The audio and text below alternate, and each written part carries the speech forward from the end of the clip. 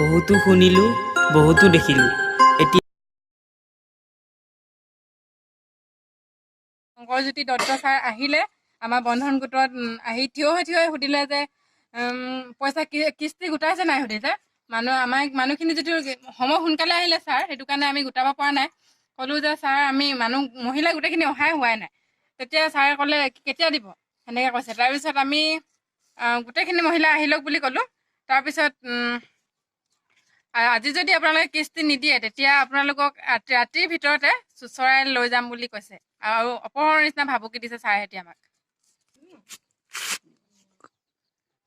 ছাৰে আজি যে আমাক ইমান ডাঙৰ কথা এটা ক'লে, কাৰণ আমি গোটত সুদহে লৈছোঁ, আমি পইচা লৈছোঁ আৰু আমি সুদ ঘূৰাই আছোঁ আৰু আমি কিস্তি নিয়মীয়াকৈ দি আছোঁ। কিন্তু ছাৰে আজি যে আমাক মহিলাসকলক ইমান ডাঙৰ এটা কথা কৈ গ'ল, যিহেতু আজি ঘৰৰ পৰা আহি চুচৰাই লৈ যাম বুলি কৈছে।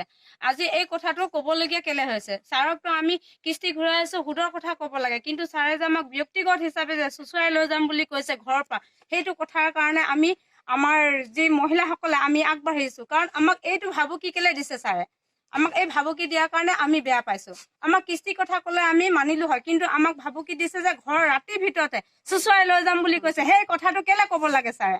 সেইটো যুক্তিগত নহয় আৰু এইটো কেতিয়াও আমি মানি নলওঁ। কাৰণ আমাৰ গোটেই কেইগৰাকী আমি নিয়মীয়াকৈ আমি পইচা দিছোঁ। যদি আমাৰ গোটৰ যদি কোনোবা এগৰাকী নাথাকে, আমি সেই পইচাটো আমি মিলাই দিওঁ।